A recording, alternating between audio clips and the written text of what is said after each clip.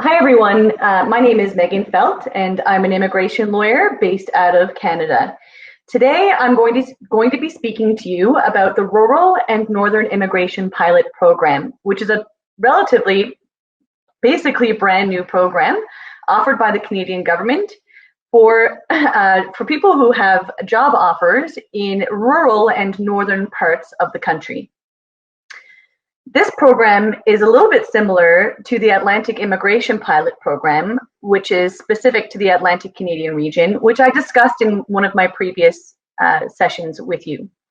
Today, I'll be focusing, though, on the Rural and Northern Immigration Pilot Program, the RNIP for short. The basic requirements for this program are that you have a job offer in one of the designated community areas.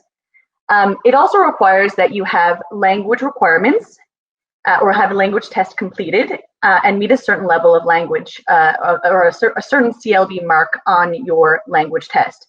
I'll discuss the actual specific language requirements a little bit later because they are different depending on the type of job you have. This program also requires that you have a minimum high school education, secondary school. So they want you education credentials completed, an ECA or Canadian education to be able to demonstrate that you meet this requirement. There's also the requirement to have proof of funds, an intention to settle in the community in which you are being offered a job. And it also requires that you have either qualified work experience, which we'll discuss in a little bit more detail momentarily, or you have recently graduated from a publicly funded post-secondary institution in the community in which you are requesting or in which you have been offered a job offer. So first, I will speak to work experience. So if you are not an international graduate student, so if you are someone who is going to be entering Canada, who has completed their studies outside of Canada, then it will be required that you have at least 1 year of continuous work experience within the last 3 years in order for you to be eligible under this program. You cannot count any time that you were not paid, okay, and you cannot count any time where you are volunteering. They also don't want you to count any time where you were self-employed. So you have to have actual paid work experience that is not self-employed. It's really important under this program that you have work experience either in a high-skilled occupation, okay, or if it's going to be in a low-skilled occupation, such as a NOC-D, then you have to have work experience in that exact same occupation if it's going to be a NOC-D position. If it's in a higher skilled or an intermediate skilled position, it does not need to be in the same NOC. If you are an international student, which means if you were recently completed your education in Canada and you are on a postgraduate work permit, then you do not need to have work experience in order to be eligible under this program. You do, however, need to have completed your education in Canada, and you also have to have completed your education in the community in which you are being offered a job.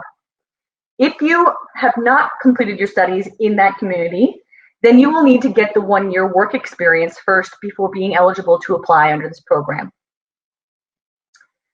The language requirements for this program depend on the NOC or the type of job that you are being offered.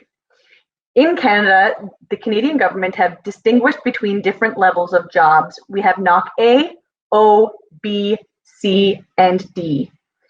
NOC A, O, and B are considered high-skilled positions. NOC C is considered intermediate skilled, and NOC D is considered low-skilled.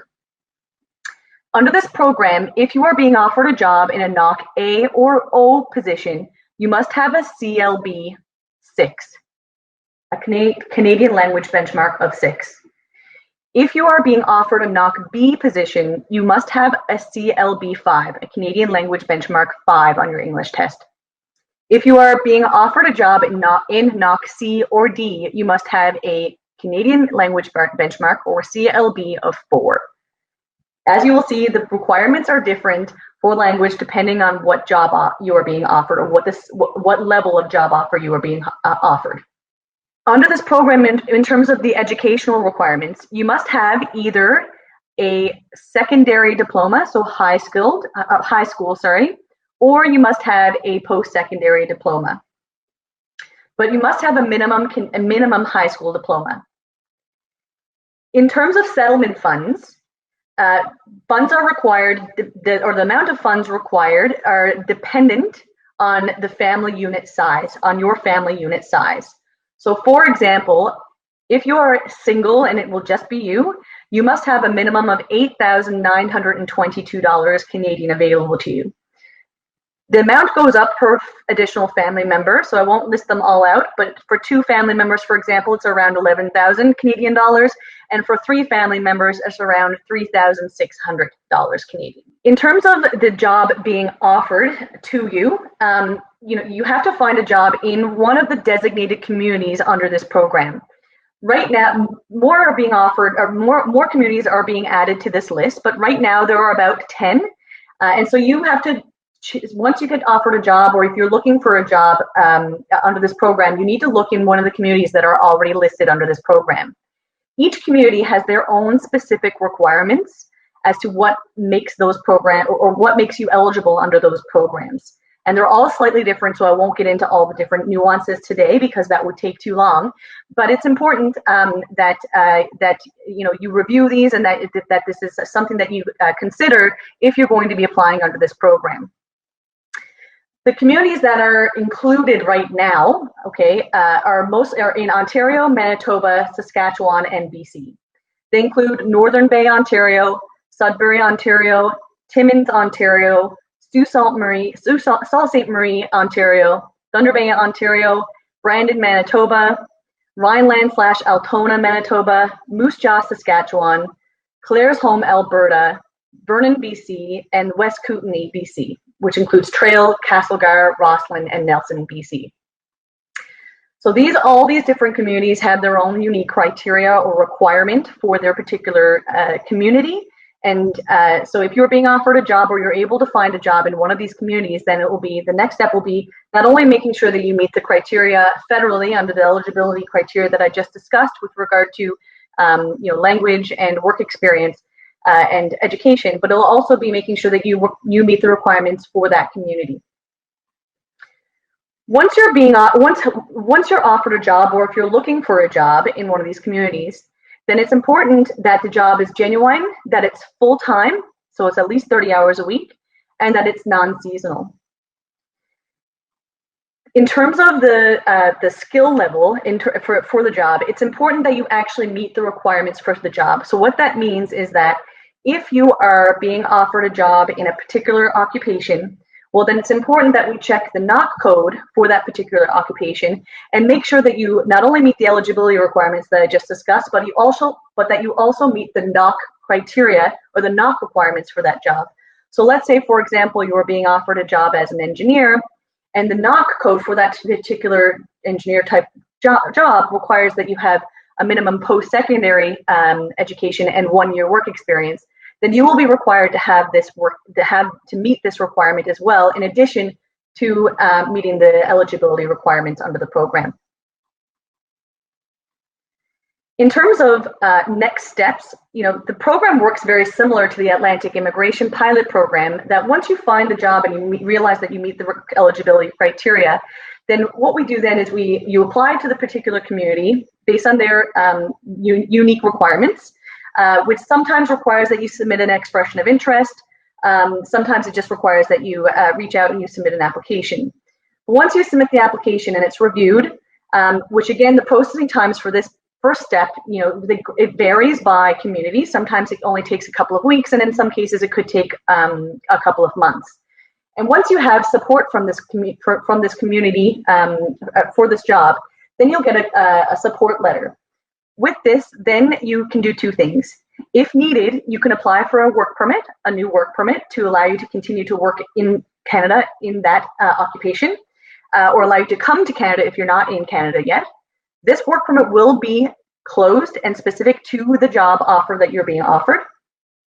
And then also at the same time or shortly after, you also will or can or should submit a permanent residency application to the federal government. This application, again, can be filed either outside Canada if you're outside Canada, or it can be filed inland if you are inside Canada. And the processing time for this permanent residency should be approximately 6 months. However, because of COVID-19, processing times are being significantly delayed. And so it's important to recognize that these expedited processing times may be influenced by that. So that's everything I wanted to say about the Rural and Northern Immigration Pilot Program today. If you have any additional questions, I'd be happy to answer them. And thank you very much for your time.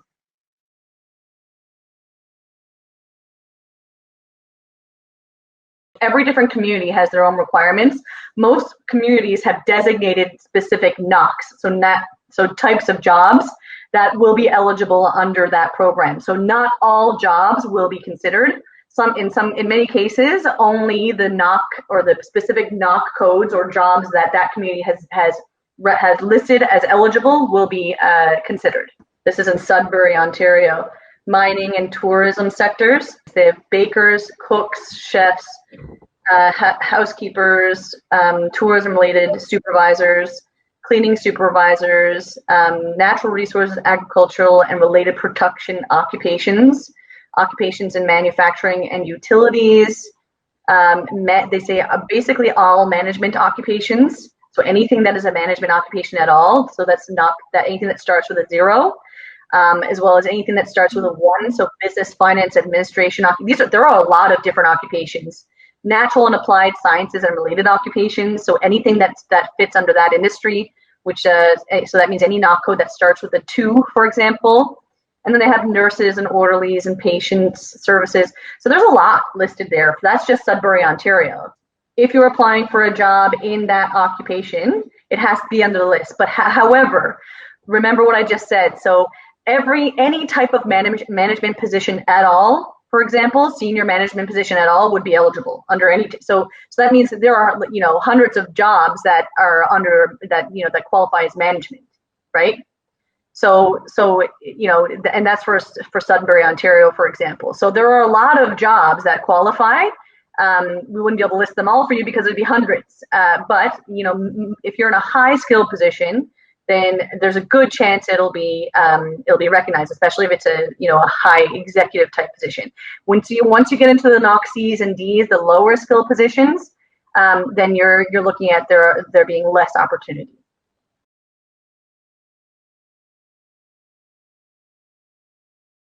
Having completed your studies in Canada is only beneficial for this program if you completed it in the community in which you've gotten your job offer. So if you have a postgraduate work permit, you're in Canada on a postgraduate work permit, and you completed your school in Toronto, but then you get offered a job in Sudbury, Ontario.